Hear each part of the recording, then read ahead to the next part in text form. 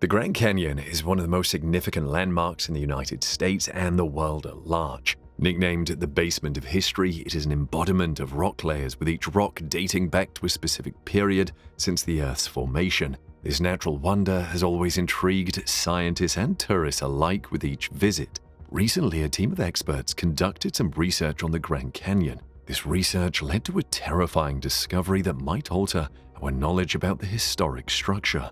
What was this discovery and how would it affect the Grand Canyon's history? Join us as we explore scientists' terrifying discovery in the Grand Canyon. The Grand Canyon is missing over 1 billion years' worth of rocks. This phenomenon has been a matter of concern for decades to scientists. The Grand Canyon stands as evidence of history through rocks, with each layer depicting a certain period that went by on Earth. How would it seem to discover that rock layers dating back over 1 billion years are missing from the Grand Canyon's geological record? Named the Great Unconformity, the anomaly was initially detected by geologist John Wesley Powell in 1869. He saw the strange gap as he journeyed down the Colorado River. Years later, geologists were able to date these layers, which led them to confirming the Great Unconformity. Experts found out when they noticed some rocks dating back to 1.4 to 1.8 billion years ago were next to rocks that are 520 million years old. So what happened to the rocks that are missing within this strange gap? A team of scientists brought forth an explanation for the phenomenon in a study. Their study suggested that the Grand Canyon's geologic history is more complex than we think, and some parts of the Grand Canyon might have transformed in several ways across the millennia. This transformation could have caused some rocks to get washed away into the ocean. In a bid to find out the reason for this anomaly, the team came up with some analytical methods for their study. These methods allowed them to figure out the Great Unconformity's missing history, and this was done using thermochronology. The process of thermochronology uses several chemical analysis techniques to measure the heat stored in a rock when it was formed. The outcome obtained from this research data suggests that some events might have caused the strange gap in the geological record. The event was believed to have happened alongside the harsh breakup of the supercontinent Rodinia, which occurred roughly 633 to 750 million years ago. This period must have been a tumultuous time for Earth's tectonics, as it affected rock layers and left them unbalanced. Also, the samples analyzed by the team showed that the Grand Canyon had experienced different geologic deformations compared to the eastern half of the canyon. They figured this out when they saw that the basement rock in the canyon's western half seemed to have risen to the surface about 700 million years ago, but in the eastern half, the same layers of stone are buried under several kilometers of sediment. Although the outcome of this study is not enough to judge the case of the Great Unconformity once and for all, the team believes that this is one giant leap ahead in the quest to solve the mystery behind it. Did you know that some prehistoric life forms were detected in the Grand Canyon? The discovery of these life forms started with a boulder that had fallen off a cliff. Alan Krill, a geologist, was on a hiking trip with his students as they moved along the Grand Canyon National Park's Bright Angel Trail. It was on this trail that Krill noticed a weird rock with marks on it. It was a fallen boulder lying on the trail's side, and it seemed to have markings that looked like footprints. A curious Krill who was visiting from Norway took some pictures of these markings and forwarded them to his old friend and colleague, Stephen Rowland, a paleontologist at the University of Nevada, Las Vegas. When the photos were examined, it turned out that Krill's discoveries were ancient fossilized footprints. From the analysis, Rowland suggested that the prints could have been 313 million years old, making the fossil track the oldest vertebrate footprint ever found in the Grand Canyon. It also proved as the earliest evidence of vertebrate animals walking in sand dunes, and it was proposed that this ancient footprint could have belonged to an amniot, a hard-shelled, egg-laying animal. So how was the footprint well preserved till it was discovered? The boulder that contained these footprints weighed 100 pounds and was broken apart from the Manacacha Formation. The Manacacha Formation is a large sandstone approximately 314 million years old. The ancient fossilized footprints formed when they became wet and were covered in sand after. The sand was a significant factor that helped to preserve the fossil markings for millions of years. These footprints were observed and scientists saw two sets of tracks visible on the boulder's surface. With all analysis from the study, scientists were able to locate the period when the footprints were as far back as 313 million years ago and estimated to be approximately 500,000 years old. Moving further into the footprint analysis, Rowland detected that the fossil tracks depict two different reptilian animals crossing diagonally over the spot. He also noted that one of the animals was about a foot long and used a lateral sequence walk. A lateral sequence walk is where an animal moves the left rear foot, then the left front, followed by the right rear front, and then the right front, although scientists are still determining if the tracks came from two separate reptilian animals or the same animal on different occasions. This is because the second set of tracks was analyzed and was seen to move a little bit faster than the first. Whichever the case may be, this discovery is groundbreaking as the Bright Angel Trail tracks document the use of lateral sequence gait very early in the history of vertebrate animals. This is a piece of information that scientists had no idea about until the discovery. The find also serves as the earliest evidence of the amniotes living in sand dunes, predating other evidence by at least 8 million years. Despite the theories associated with the findings, some scientists believe that the conclusions in Rowland's study about the footprints may be controversial. One such scientist is the paleontology program manager at the Grand Canyon, Mark Nebel. Nebel says there's a lot of disagreement in the scientific community about interpreting tracks, interpreting the age of rocks, and especially figuring out what kind of animal made these tracks. Regardless, Nebel praises the find particularly because the boulder had been in plain sight and many people didn't notice it. The Grand Canyon caves are filled with sloth dung and mummified bats. Most of the limestone cliffs in the canyons have caves embedded in them.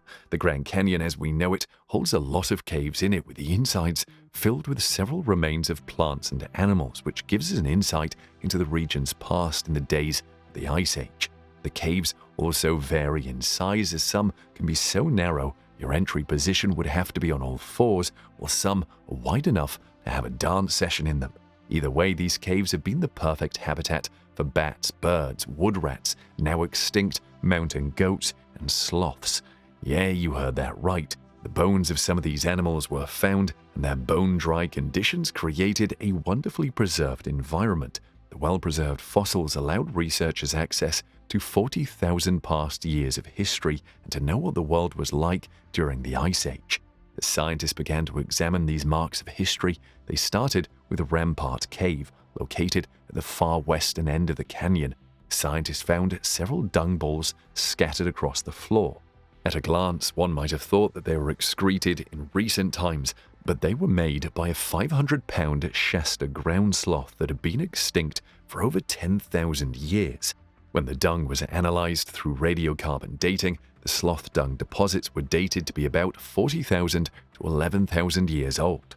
Wild. Old matter detected in the dung also helped scientists to figure out the animals' eating habits. Pollen which drifted across the air was ingested by the animals.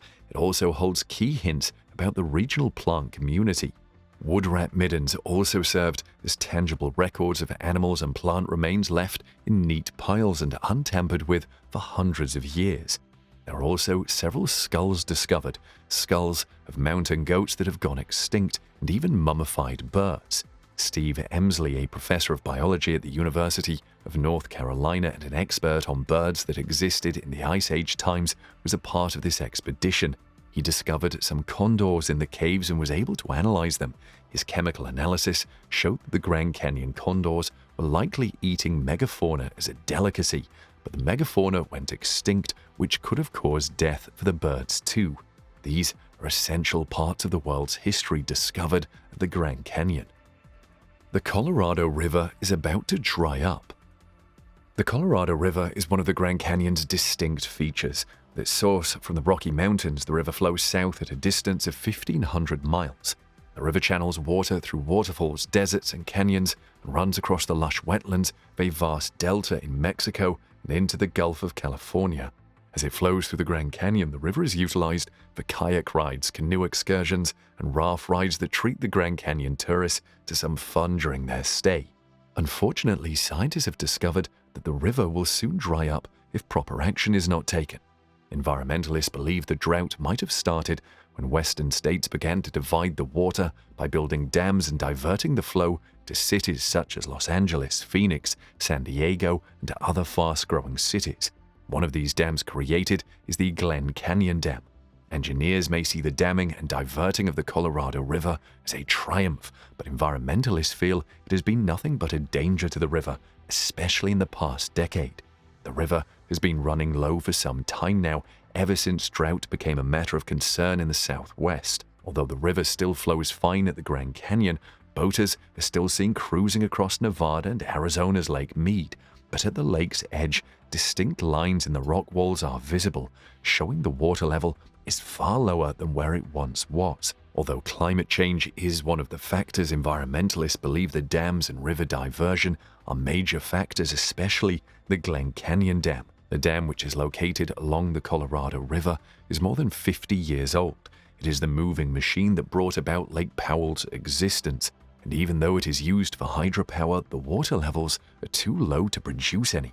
If the water levels continue to drop, water will not be able to flow downriver due to the dam's positioning. If this happens, there would be a negative impact on the water supply for the people in Arizona, California, Nevada, and even Mexico. Therefore, environmental groups are calling on politicians to invest in reshaping the Glen Canyon Dam's plumbing system. If there is updated technology at the dam, there would be more room for water to flow through. Hopefully this is done soon before it becomes worse. In the meantime, adventure seekers should go on their Grand Canyon whitewater rafting trips soon because it is unsure what the future holds for the Colorado River. Uranium detected in the Grand Canyon. Although it sounds bizarre, it is true. Uranium is present in the Grand Canyon, showing its presence within the rock layers. As a radioactive material, it means that there is radiation in its environment. When tests were conducted, it was seen that the radiation occurs at the minimum level, meaning it's very safe for visitors around the Grand Canyon. When news about the radioactive material got out in the 1950s, miners began to operate in the area and tons of uranium ore were mined out of the Grand Canyon area. As of this moment, several locations in the Grand Canyon have abandoned mines in them, which could threaten the well-being of the inhabitants living around or in the Grand Canyon. One of these communities is the Havasupai tribe, whose reservation lies at the bottom of the Grand Canyon. At a time in the 2000s, the craze for uranium kicked back into gear and people came again to start mining. This period had a bad effect on the Grand Canyon area as the yellow ore polluted the area, leaving it in bad shape. After this incident, petitions kicked in to ban uranium mining in the area, starting with the Havasupai tribe, whose habitat lies at the Grand Canyon's bottom. The tribe stated its fear about the pollution of the uranium, saying that the water in the Grand Canyon area can become unusable if uranium mining continues in the region. These complaints and petitions led to a 20-year ban on all uranium mining activities. The ban was placed on 1 million acres surrounding the Grand Canyon and its areas so as to protect the canyon's geological history and the people that live there. The Havasupai tribe.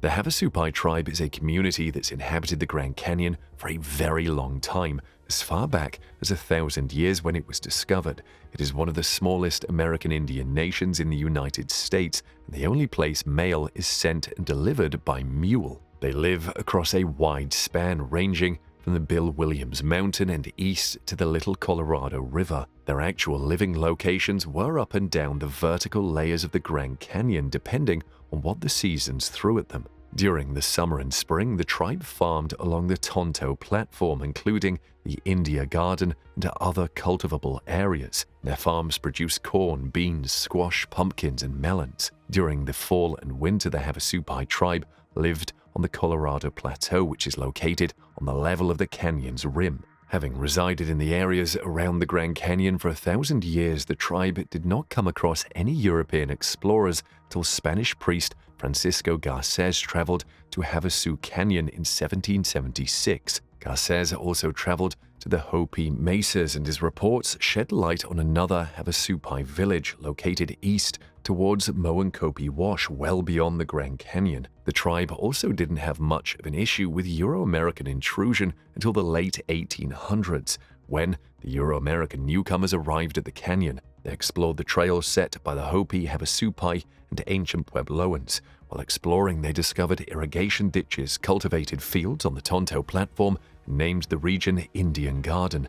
The area bears that name to this day. The Havasupai's home began to gain attention, starting from the Santa Fe Railroad that opened a path to the Grand Canyon in September 1901. 2 years later, the canyon hosted President Theodore Roosevelt, who visited the canyon and journeyed down Bright Angel Trail. As he rode down, he met two Havasupais who lived with their families at Indian Garden. Roosevelt then informed them about a park that was soon to be created, and they would have to vacate the Indian Garden. One man of the Havasupai adhered to Roosevelt's request and relocated to a cave higher along Bright Angel Trail, but he still farmed at Indian Garden. The other Havasupai man remained at the Indian Garden with his wife. They stayed there until the National Park Service escorted them out forcefully in 1928. After this, the US government confined the Havasupai to a 518-acre reservation in Havasu Canyon, a part of their ancestral home. But this wasn't enough, and the Havasupai lobbied for more of their ancestral lands. Their requests were granted in 1975, with President Gerald Ford returning 185,000 acres of canyon and rim territory back to the tribe. Since then, they have adjusted to the new circumstances surrounding their new environment, and their means of survival are based on farming, tourism, and wage labor. The Tusayan Ruins.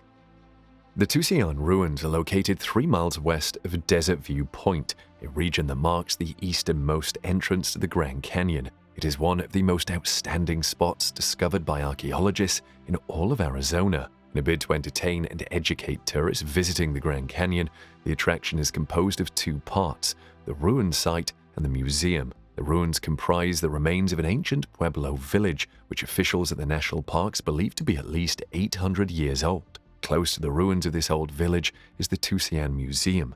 The museum houses several designed exhibits to enhance the tourist's understanding of the archaeological site and its ancient civilization. Along the tour of the ruins, experts believe there are facilities that have been used for different purposes, ranging from constructing and housing to storing food, and several tools used to perform several religious ceremonies. The Tusayan ruins were first excavated in 1930 by Arizona Puebloans, but there was a need to preserve the site for better study, which led to additional work done on the site in 1948 and 1965. Historians estimated that human civilization has existed in the Grand Canyon area in one form or another over the past 12,000 years. Within this period, regular human habitation has taken place in the area for approximately 4,000 years. As a result, there are likely countless archaeological remains existing in several areas of the canyon, but the National Park Service officials have only investigated 5% of the entire park thoroughly.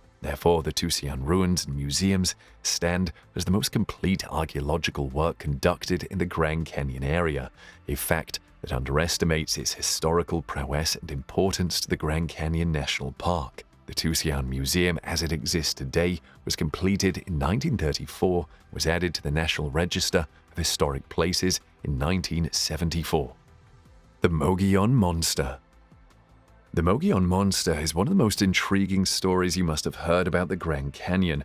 Also known as Arizona's Bigfoot, the Mogollon Monster is a beast that has been reported to be seen around the Grand Canyon area. The first report of the Mogollon Monster was made in 1903 by I.W. Stevens. Stevens informed the Arizona Republican newspaper that he encountered an unknown creature near the Grand Canyon. He described the creature, naming him the Wild Man of the Rocks, and said it had white hair on its head and a long white beard that grew down to his knees. He described further, saying the creature had a lot of gray hair covering most parts of its body. Stephen encountered the creature as it was kneeling over a freshly killed cougar and was eating the dead animal. Upon seeing this, Stevens tried to stay quiet, but somehow the creature felt his presence. It then turned, locked eyes with Stevens, and let out the wildest, most unearthly screech you could imagine. The Mogollon Monster is described as a 7 feet tall creature. Its body is covered in black or reddish hair, while its face, chest, feet, and hands appear to have no hair. The creature's head is relatively square-like, and the eyes are mounted deep in its skull under a large and bushy brow. The creature's upper arms are said to be big as they hang down to its knees. Like other ape men sightings, it has huge feet, with tracks measuring about 22 inches long. It takes strides like a giant, and it seems to adapt to any terrain it finds itself in. One spectacular feature of this creature is its bad body odor. Eyewitnesses have said the creature's odor smells like a dead fish mixed with a skunk and bad body odor. How dirty must it be? Most hikers and campers in the area of the Mogollon Rim have reported that the Mogollon monster would invade their camp during the night and take matters into its own hands. It was reported to toss furniture around open bags, steal food, and knock tents over. Hence where and why it got the name Mogollon Monster. Some people also reported that stones had been thrown at them from within the forest, accompanied by screams that sounded like warnings. Most people have also heard long whistles and wood knocking from the woods, which are clear signs of communication between ape men. Several theories have come up about the Mogollon Monster, saying it's a local Sasquatch, but only some people want to admit that narrative. Some suggest that it was a large grizzly bear that was seen standing on two legs. It still hasn't been confirmed to this day. Underground suite in Grand Canyon caves. When the Cuban Missile Crisis of 1961 was still heating up, John F. Kennedy, the then President of the United States, took a step ahead to create a safe place for the people in case the bombs decided to rain down. In his search, he picked the Grand Canyon as a perfect spot. Kennedy ensured to move enough food and supplies into the caves to support at least 2,000 people. The food supplies were scheduled to last for at least a month, but since the bombs never dropped, the cave suites became tourist spots for visitors who visited the Grand Canyon. Located 220 feet below ground, the single-room suite is being maintained and operated by the above Grand Canyon Caverns Motel. It is located where JFK's emergency supplies are still kept fresh and usable even after 40 years of storage due to the cave's naturally dry climate. The suite shows several modern amenities including a television, a small library, double beds, a record player, and also running water. Although this suite is situated 220 feet below, it is not entirely private. The suite is on show as part of the attractions in the national park, so tourists pass through the room mostly during daylight hours. As a result of the suite's extreme depth, zero humidity, and complete darkness, nothing lives in the caves. There are no rodents, insects, or animals of any sort. So coupled with the insulation of stone, it makes this room possibly the quietest room in all of America. It can also be rented for $900 a night due to its peculiarities. Let us know in the comments section below what you think about this new discovery in the Grand Canyon.